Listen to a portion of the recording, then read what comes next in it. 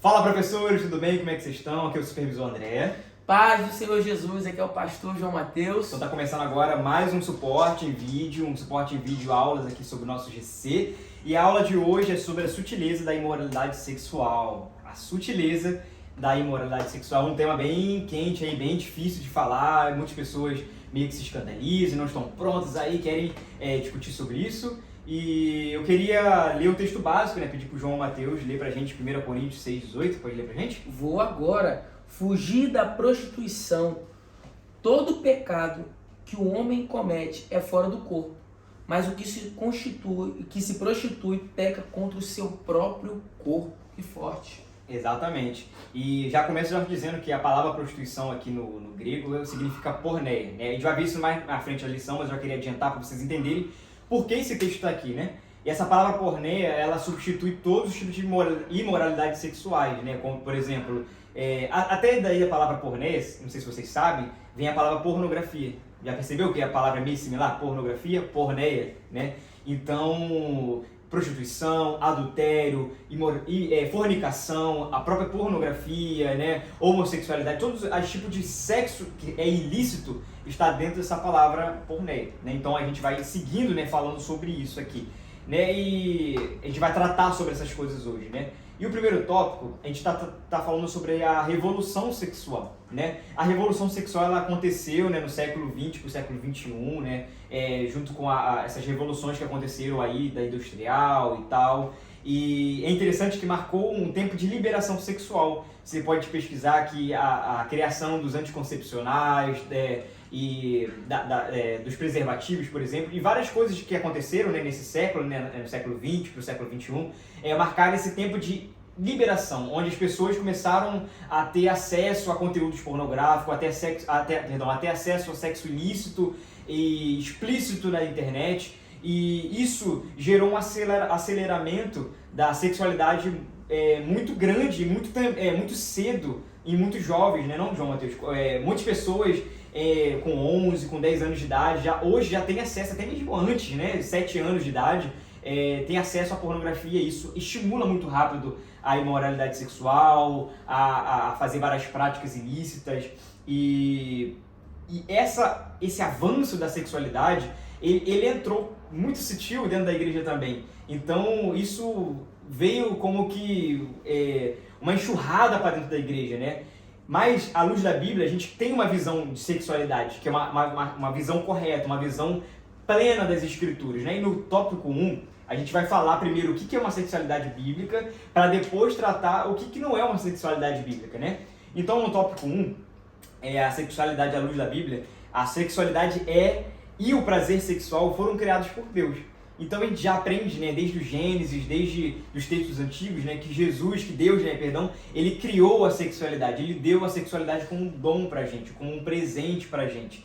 Então lá no Gênesis 1, 27 e 28 diz assim, Deus criou o homem, a sua imagem, a imagem de Deus o criou, macho e fêmea os criou. Deus os abençoou e lhes disse, frutificai e multiplicai-vos, enchei a terra, sujeitai. Então Deus já fala para o homem, frutifiquem, ou seja, criam filhos. Então ele já fala para o ser humano antes do pecado, se você percebeu, o texto vem antes da queda, porque é Gênesis 2. Então antes da queda, o sexo ele já foi abençoado por Deus, ele já foi dado para os seres humanos como um presente para eles, para a procriação, mas também para o prazer sexual. E Provérbios 5,18 também é um texto interessante que fala: seja bendito o teu manancial, o teu manancial, e alegra-te com a mulher da tua mocidade, como serva amorosa e gazela graciosa, os seus seios te saciam todo o tempo. Então são linguagens de prazer. Então o sexo não é somente para a frutificação, ou seja, para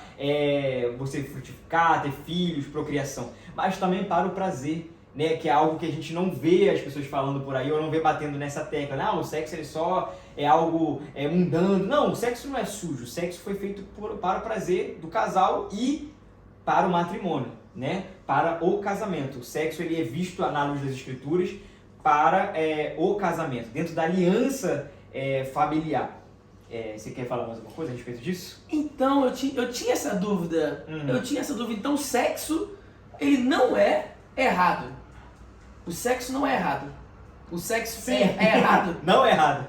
Aí, porque as pessoas demonizam o sexo e levam para esse lado que o sexo é errado. Então, você acabou de explicar pra gente, aqui pros professores, e eles vão falar pros liderados deles, que o sexo foi criado por Deus. Isso. Para ser uma bênção para o homem e com prazer para ser uma bênção para o próprio homem. Exatamente. Porque as pessoas têm isso. Então, legal essa ideia que o André está trazendo aqui, porque às vezes a gente tem essa concepção errada que não, o sexo, porque não se pode nem se falar de sexo na igreja, porque o sexo é errado. A gente tinha essa ideia. Então André está vindo aqui para mostrar a luz da Bíblia que foi o próprio Deus que criou o sexo e nos abençoou com isso. É uma bênção para as nossas vidas. Exatamente. Só que é uma bênção para um momento correto. Exatamente. Então a sexualidade ela só funciona dentro dos padrões de Deus. Porque Deus criou todas as coisas. Ele criou o sexo, que é algo glorioso e maravilhoso, para dentro da aliança do casamento. Né? Para dentro do leito matrimonial. Tá? Que é praticamente o nosso próximo tópico, que é o ponto B. Né? Sexo fora do casamento não cumpre os propósitos de Deus, portanto é pecado. Então o sexo ele vem para poder suprir, para poder abençoar o homem, é um presente dado ali de entrega de corpo, de entrega de alma. Ele marca realmente um casamento, ele é a consumação do casamento, porém dentro dessa aliança, fora da aliança ele é pecado. Então fora da aliança ele não cumpre os propósitos de Deus. André, mas deixa eu fazer uma pergunta aqui, que deve surgir perguntas nessa aula, certeza. Um monte. Essa é essa. Mas tipo assim, você falou sexo fora do casamento, mas quando a pessoa é noiva, como é que é? Já pode, não pode? Ou a gente fala é amigável ali, né? Ou ela é noiva, já vai casar tipo daqui a, sei lá, 2 meses, 3 meses. Tem amor, né? Eu amo. Não, é a pessoa da minha vida. Me explica isso aí, é pecado, não é? Tá certo, tá errado? Me explica. Já vai casar, já tudo certo, já tá marcado o dia, tá marcada a festa. Me explica isso aí, explica aí pra gente. Exatamente, porque se a gente pensar assim, muitas pessoas têm essa ideia, né? Sexo é o casamento. E sexo, o sexo, o ato sexual, ele não é necessariamente o casamento. Até porque, para quem é casado vai entender que no casamento, sexo ele existe, mas ele não é tudo.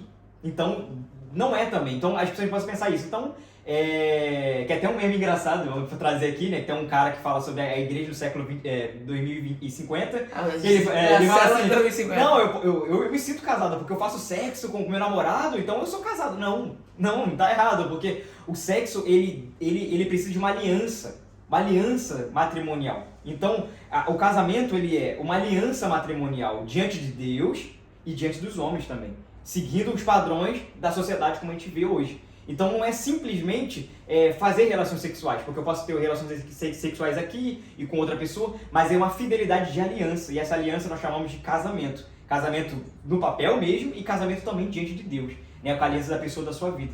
Então, eu moro com meu namorado, ou eu tô noivo, amo, pode ter amor, mas se não tem aliança, entendam, aliança, aquilo que prende, aquilo que realmente faz o casamento, então é pecado. Tá? Então a Bíblia chama isso de porneia, a Bíblia chama isso de fornicação, que é sexo entre solteiros, entende? Então, lendo aqui a lição, né, ela fala, não é casamento, mesmo que se tiver amor, né, e até Jesus tem um exemplo, né, se você for ver aqui na lição, né, de uma mulher que ela tinha um cara lá, que ela tinha relações sexuais e tal, e Jesus fala pra ela, esse cara que você tem hoje, se você está tendo relações e tal, tá vivendo junto, não é o teu marido. Olha só, tipo, você não casou com ele, porque casamento não é só sexo, por mais que envolva e marque, né, não é só sexo. É uma aliança de fato matrimonial que acontece entre Deus e os homens, beleza? Então tá claro esse ponto, né? Vamos seguir para os próximos pontos, né, aqui. E o que é então a porneia? A porneia, a gente já falou, né, que é tudo que tem a ver com relacionamento sexual fora das escrituras, fora do leito matrimonial. Então tudo que não for dentro do casamento é pecado, né? A Bíblia nos dá alguns exemplos, que está na lição lá, a gente pode ler aqui alguns exemplos, que está o adultério, a porneia, né, ela é fora do casamento, e eu não digo nem antes do casamento, eu falo fora, porque se você falar antes do casamento, o cara está casado, ele faz sexo com a outra mulher, e ele está dentro do casamento. Não é isso, é fora da aliança matrimonial que você tem com uma pessoa. Então, o adultério é um pecado, é um sexo fora dessa aliança matrimonial. Então, é um pecado, a Bíblia tem aqui os textos, você pode ler. Outro exemplo, a fornicação, relação com solteiros. Então, você namora, ou você gosta de uma pessoa, ou a famosa ficada, tudo isso é fora do leito matrimonial, então é pecado, né? É fora dos padrões de Deus. A própria prostituição, que é relações sexuais em troca de bens, em troca de dinheiro também, é pecado. A gente vê também que o estupro, obviamente, a gente vê que a não ser, além de ser crime, também é um pecado que está fora dessa aliança sexual, né, matrimonial. A homossexualidade também, e aqui na homossexualidade a gente pode ver vários textos, não somente do Antigo Testamento, que é onde as pessoas falam no Antigo Testamento também, mas também do Novo Testamento. Então, no Novo Testamento também vem falando sobre essa questão da homossexualidade, né, dessa prática homossexual, que é uma relação sexual fora do casamento. E o que é casamento? O que é casamento lá para Gênesis, para Jesus, né, quando ele está falando isso? É a junção entre o macho e a fêmea, a junção entre o homem e a mulher, é a junção entre héteros, né, entre pessoas diferentes. Então, por isso que uma junção entre pessoas do mesmo sexo seria porneia, seria uma imoralidade sexual, uma coisa fora dessa aliança sexual matrimonial do casamento, beleza? O incesto também, porque é uma relação com pessoas da família. Então, tem vários textos aqui falando sobre de como isso é pecado e por que isso é pecado, né? Então, vamos seguir aqui. Por que Deus, então, ele odeia a imoralidade sexual? Você deve se perguntar isso. Cara, mas por que Deus fala contra isso? Por que as igrejas falam tanto contra isso? Deus, ele só odeia porque ele ama algo. Você já parou para pensar isso? Só pode existir amor se existe ódio também por alguma coisa. Se você diz pra mim, eu amo crianças, então você odeia a pedofilia. Porque você ama criança. É verdade. Né não? Então, se você ama alguma coisa que é boa, a justiça, aquilo que é reto, você odeia aquilo que é contra aquilo ali. Que odeia, que está contra o bem daquilo. Então, se Deus ele ama a sexualidade perfeita, ele vai odiar a imoralidade sexual. Porque ele que criou a sexualidade. Então, ele sabe onde essa sexualidade ela tem que estar dentro dessa aliança para poder suprir essa aliança. Entende? Então, por isso que ele odeia, por isso que ele vai contra, não somente a pessoa que comete isso, mas o pecado em si, né? Deus ele odeia esse pecado, ele vai contra isso, porque ele também fere o templo que ele habita, né? A Bíblia fala que nós somos o templo de Cristo, o templo de Deus, né? O templo do Espírito Santo, e quando nós pecamos com pecados sexuais, nós pecamos contra o nosso próprio corpo, né, João? É verdade. Então, Deus desagrada porque ele habita entre nós. E é por isso que zelar pela santidade dentro do corpo de Cristo é muito importante, porque Deus habita entre nós e Deus não pode habitar onde há pecado, né? Então, quando nós cometemos pecado sexual, nós cometemos pecado contra o nosso próprio corpo. É verdade. Né? É muito interessante aqui, para fazer só uma analogia com tudo isso, indo um pouco além, um pouco mais profundo. Sim. É muito interessante, assim, pra gente pensar, pra você que tá aí do outro lado, pensar muito que Jesus Cristo vem buscar a sua noiva. Exato. Jesus Cristo vem buscar a sua noiva, uma noiva santa, imaculada, pura. E se você, na condição de noiva, vive uma vida sexual, promíscua, desregrada, fora da aliança do casamento, você é a noiva que Jesus está vindo buscar ou não? Então isso faz você pensar que se Jesus estiver vindo buscar uma noiva imaculada, será que você é essa noiva? Exatamente. Essa pergunta é muito crucial, até porque entra no nosso próximo tópico, porque Deus julga o pecado. Então há um juízo de Deus contra isso, porque para Deus é sério, para Deus a sexualidade é séria, ela deve ser levada a sério. Então o tópico C se chama assim, julgamento de Deus sobre os devassos. Então a gente vê que Deus ele está contra, eu olhei aqui um texto de Romanos 1:32 que está na lição, que diz assim, conhecendo eles a sentença de Deus, de que são passíveis de morte os que tais coisas praticam, não somente os fazem, mas também aprovam os que assim procedem. Então, essa mentalidade corruptível, Deus ele está julgando isso. E lá em Hebreus 13:4 também diz assim, digno de honra entre todos sejam o matrimônio, né? Bem como o leito sem mácula, então é o leito matrimonial, onde se deve ter a relação sexual ali dentro, saudável, porque Deus julgará os impuros e os adúlteros. Então Deus julgará, Deus está contra, Deus ele está derramando juízo sobre as pessoas que praticam isso. Né? Os adultos não herdarão o reino dos céus, os prostitutos não herdarão o reino dos céus.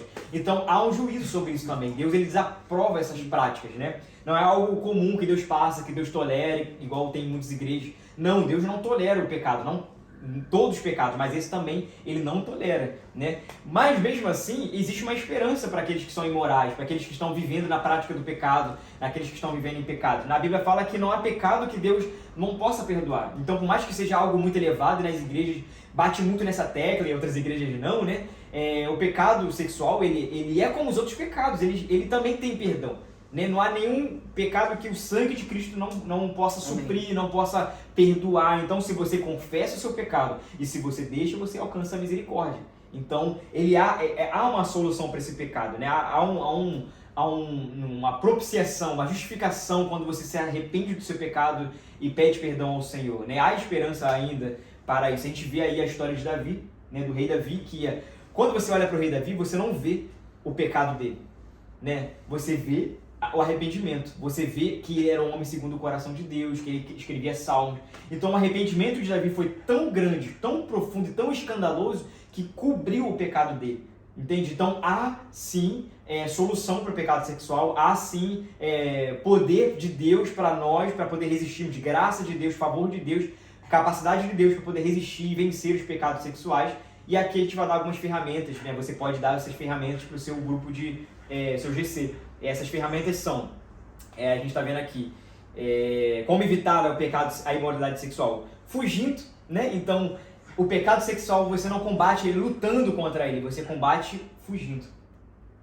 A ordem de Deus foi a ordem que a gente leu lá, que João Mateus leu pra gente. Fugir da imoralidade sexual. Você não vai vencer, as pessoas não vão vencer o pecado sexual na guerra, na luta, e passar, vir na tentação, você vai lá diante da tentação. Não, é fugir da imoralidade sexual, buscar ao Senhor, buscar o Espírito, vivendo no Espírito e procurando principalmente a ajuda e conselho de outras pessoas. Então, se abrir com a liderança, se abrir com o seu professor de GC, se abrir com o seu amigo, entendeu? Buscar conselhos em outras pessoas, porque a gente não consegue sozinho. É muito interessante esse texto, que às vezes a gente passa desapercebido para muitas coisas. Uhum. Sabe, André? Olha só como é que a Bíblia fala. Quando a Bíblia fala a respeito do diabo, sim, ela manda a gente o quê? Resistir. Mas a respeito à imoralidade sexual que a gente faz? Foge. E às vezes você tá andando aí, ó, na linha do precipício, achando que dá. Não é. Foge, que uma hora você vai cair. Sim, quem cai do precipício é porque estava querendo cair, né? Justamente. Foi sem querer cair aqui. É verdade. Eu nunca pensei nisso. Tu tava andando do nada e caindo num precipício. Não, você tava andando próximo à beirada. Exato. Então, existem coisas que nós devemos resistir, mas tem coisas que a gente tem que fugir. E se a Bíblia tá mandando fugir, não pensa duas vezes. Foge. Vai embora. Exatamente. Muito bom. Então, eu queria só fechar essa lição, né? Só falando isso. O sexo, ele é um presente de Deus e é reservado para o casamento. E quando Deus preserva isso para o casamento, você só preserva aquilo que é precioso, né? Você só guarda aquilo que é um tesouro. E o sexo é um tesouro, é uma preciosidade de Deus para a gente, mas ele é guardado para um momento especial da nossa vida, quando a gente está debaixo de uma aliança. Porque imagine, se você é tão precioso, é tão forte a relação sexual, uma união de alma, de corpo tão poderosa, que se você faz sexo com uma pessoa, com outra pessoa, fora dessa aliança, né, isso vai te perverter, isso vai te ferir, isso vai te magoar. Mas é muito bom você saber que você está tendo essas relações, você está se unindo com intimidade com a sua esposa, com o seu esposo, numa aliança segura, que é o casamento. Uma aliança onde você sabe que não vai acabar, que a pessoa te ama incondicionalmente, que está ali por você. Então, por isso que Deus te protege disso. Não, as leis de Deus não são para te tirar do prazer, privar o teu prazer. Pelo contrário, é para poder te suprir o prazer, para poder guardar o seu prazer para o momento adequado. É verdade. Né? Quer falar mais alguma coisa pra encerrar? Tá perfeito. Nosso próximo encontro é semana que vem. Então é isso. Galera, fique na paz. Um tchau, tchau. Fique com Deus. Tchau, tchau.